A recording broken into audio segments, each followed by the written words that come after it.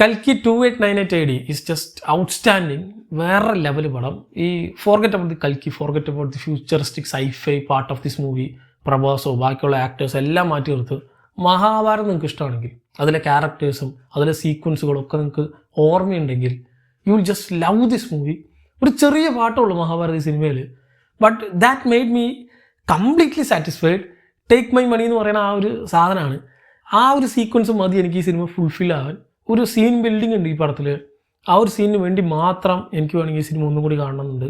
ആ സീൻ ബിൽഡിങ്ങിൽ ആ 3 ഡയലോഗ്, വെറും 3 ഡയലോഗിന് വേണ്ടി മാത്രം ഞാൻ ഒരു വട്ടം വേണമെങ്കിൽ ഈ സിനിമ ഒന്നും കൂടി കാണും.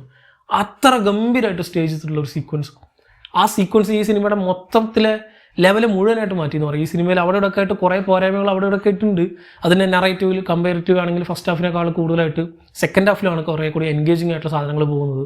ഫസ്റ്റ് ഹാഫിൽ ഈ ഒരു വേൾഡ് ബിൽഡിങ്ങിന് കുറച്ച് സമയം എടുക്കുന്നുണ്ട്. ഓൾറെഡി ബുജ്ജി ആൻഡ് ഭൈരവ എന്ന് പറഞ്ഞ ആ ഒരു വെബ് സീരീസിൽ ഇവർ കാണിച്ചതാണ്. അപ്പോൾ ഞാൻ വിചാരിച്ചു പിന്നെ എന്തിനാണ് ഇത്ര സമയം എടുത്തത് പറയുന്നത്. ഓക്കെ, അത് കണ്ടിട്ടില്ലാത്ത ആൾക്കാരുണ്ടാവും. ഓക്കെ, ഇവർ വേൾഡിന് ഇത്ര എലാബറേറ്റ് ചെയ്ത് പറയണം, അവിടെ ഇങ്ങനെയൊക്കെയാണ്, ഇങ്ങനെയാണ് അതിൻ്റെ വെപ്പൺസ്, ഇങ്ങനെയാണ് കസ്റ്റംസ്, ഇങ്ങനെയാണ് കാര്യങ്ങളൊക്കെ നടക്കുക എന്നുള്ള രീതിയിൽ അത് പറയാൻ കുറച്ച് സമയം എടുക്കുന്നുണ്ട്. അതിന് കൂടെ മഹാഭാരതത്തിലെ പോർഷൻ ജസ്റ്റ് ഈ അശ്വത്ഥാമ എന്നൊരു ക്യാരക്ടറിനെ എലാബറേറ്റ് ചെയ്ത് പറയാനും എസ്റ്റാബ്ലിഷ് ചെയ്യാൻ വേണ്ടി മാത്രമാണ് എന്നാണ് ഇതിൻ്റെ ട്രെയിലറൊക്കെ കണ്ടപ്പോൾ ഞാൻ വിചാരിച്ചത്. അതല്ലാണ്ട് ഒരു സർപ്രൈസ് സാധനം ഇവർ ചെയ്യേണ്ടതിൽ ഒരു രക്ഷാത്ത സാരം. അവിടെ തീർന്ന് അവിടെ ഞാൻ ഫിനിഷായി. എൻ്റെ തല മുതൽ കാല് വരെ തരിച്ച് എൻ്റെ കണ്ണൊക്കെ നിറഞ്ഞൊരു സീക്വൻസ്. കാരണം ഈ മഹാഭാരതം ബേസ് ചെയ്തിട്ടുള്ള ഒട്ടുമിക്ക എല്ലാ ലിറ്ററേച്ചറും എന്നെക്കൊണ്ട് പറ്റാമെന്നൊക്കെ ഞാൻ വായിച്ചിട്ടുണ്ട്. എനിക്ക് അതിലെ ക്യാരക്ടേഴ്സ് ഭയങ്കര ഇഷ്ടമാണ്. അതിൽ 2 സൈഡും സെപ്പറേറ്റ് ചെയ്ത് കൂടുതലായിട്ടും കൗരവരുടെ സൈഡാണ് എനിക്ക് കൂടുതലായിട്ട് എനിക്ക് പേഴ്സണലി ഇഷ്ടമുള്ള കുറേ ഫേവറായിട്ടുള്ള കുറേ സാധനങ്ങൾ. അതിലെ ഒരു ക്യാരക്ടർ, ഞാനത് പറഞ്ഞ സ്പോയിലർ അതുകൊണ്ട് പറയുന്നില്ല, ജസ്റ്റ് 3 ഡയലോഗ് ഉണ്ട്, 3 sentence. That peak fiction, peak cinema. അവിടെ പോയതിൻ്റെ എല്ലാം ബാക്കി ഇതിൻ്റെ സൈഫൈ പാട്ടൊക്കെ ഗംഭീരമായിട്ട് ചെയ്തിട്ടുണ്ട്. ആൻഡ് ബാക്കി ആ സാധനം ഉള്ളത് കൊണ്ട് ബാക്കിയെല്ലാം എനിക്ക് മാസ്കായി. ബാക്കി എന്തൊക്കെ പോരായ്മയുണ്ടെങ്കിലും ഇത് മഹാഭാരതത്തിൻ്റെ ആ ഒരു പോർഷൻ എടുത്ത് ചെയ്തതിൽ ഞാൻ കംപ്ലീറ്റ്ലി ഫുൾഫിൽഡായി എന്ന് പറയാം. സോ നാഗശ്വനും രാജമൗലിയും കൂടി ഒരു മഹാഭാരതത്തിൻ്റെ ഒരു പടം തന്നെ എടുത്തുകൂടെ എന്നാണ് എനിക്കിത് കണ്ടപ്പോൾ തോന്നിയത്. Give this man budget. ഇയാൾക്ക് ഒരു ബഡ്ജറ്റും കുറച്ച് പൈസയും കുറച്ച് ആൾക്കാരും ക്രൂവിനും കൊടുത്താൽ ഈ ഒരു സീക്വൻസ് ഇങ്ങനെ അടിപൊളിയായിട്ട് ചെയ്ത ആൾക്ക് അതൊക്കെ എങ്ങനെ ഗംഭീരമായിട്ട് ചെയ്യാം. ഈ സിനിമയുടെ അവസാനത്തെ ഒരു പ്രീ ക്ലൈമാക്സ് എന്ന് പറയാം, അല്ലെങ്കിൽ ഒരു തേർഡ് ആക്ട്, അവിടെയാണ് ഈ സിനിമ നിൽക്കുന്നത്. അതിന് മുമ്പുള്ള സ്ഥലങ്ങളിലൊക്കെ അവിടെ ഇവിടെയൊക്കെ ചെറിയ ഫ്ലോസ് ഒക്കെ ഉണ്ടെങ്കിലും അവർ തേർഡ് ആക്ടിൽ പിടിച്ചിട്ടുണ്ട് ഈ സിനിമ. സോ ബാക്കിയുള്ള എല്ലാം നമ്മൾ മറന്നു. നമ്മൾ സിനിമ കണ്ട് ഇറങ്ങി വരുമ്പോൾ നമ്മൾ ആദ്യം കണ്ടിട്ടുള്ള ചെറിയ കുറച്ച് പോരായ്മകളൊക്കെ നമ്മൾ കംപ്ലീറ്റ്ലി മറന്നുപോയിട്ട് ഒരു ഫുൾ സാറ്റിസ്ഫൈഡ് മോഡിലായിരിക്കും ഇറങ്ങി വരിക. അതുകൊണ്ട് തന്നെ ഞാൻ കംപ്ലീറ്റ്ലി സാറ്റിസ്ഫൈഡ് ആണ് ഈ പടത്തിൽ. ഞാൻ വിചാരിച്ചത് ഇതൊരു പ്രഭാസ് പടം ആവരുത് എന്നുള്ളതാണ്. അങ്ങനെ അല്ല ഈ പടം. ഇതെല്ലാവരും കൂടി പടമാണ്. എല്ലാവർക്കും ഈക്വലായിട്ട് ഇമ്പോർട്ടൻസ് കൊടുത്ത് കമൽഹാസനൊക്കെ ചെറിയ സീക്വൻസിൽ വരുന്നുള്ളൂ, പൊളിച്ചടുക്കിയിട്ടുണ്ട്. മറ്റേ അമിതാഭ് ബച്ചൻ്റെ കാര്യം പിന്നെ പറയണ്ട, ദീപിക്ക് കൊടുത്തൊരു സ്പേസ്.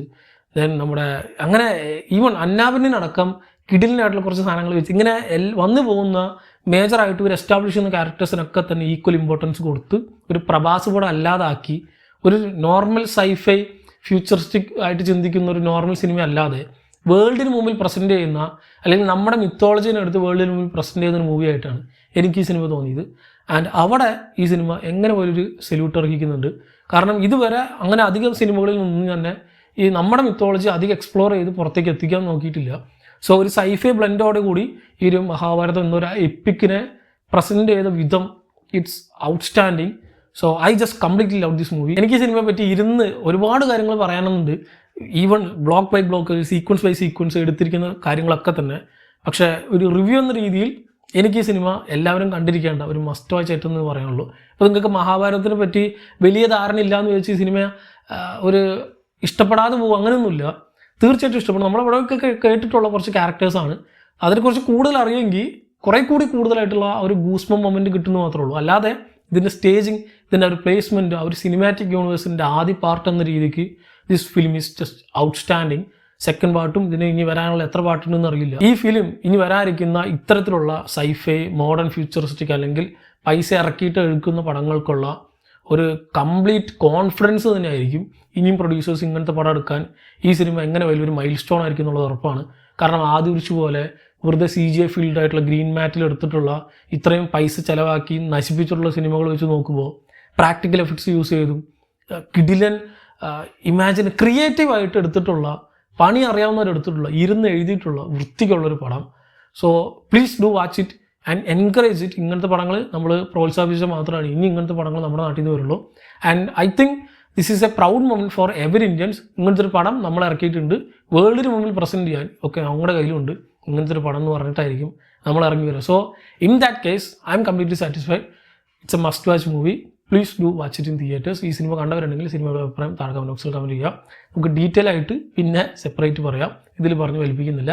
സോ കണ്ടവരുടെ നിങ്ങളുടെ അഭിപ്രായം കമൻറ്റ് ചെയ്യുക. മറ്റൊരു വീണ്ടും കാണാം. നന്ദി.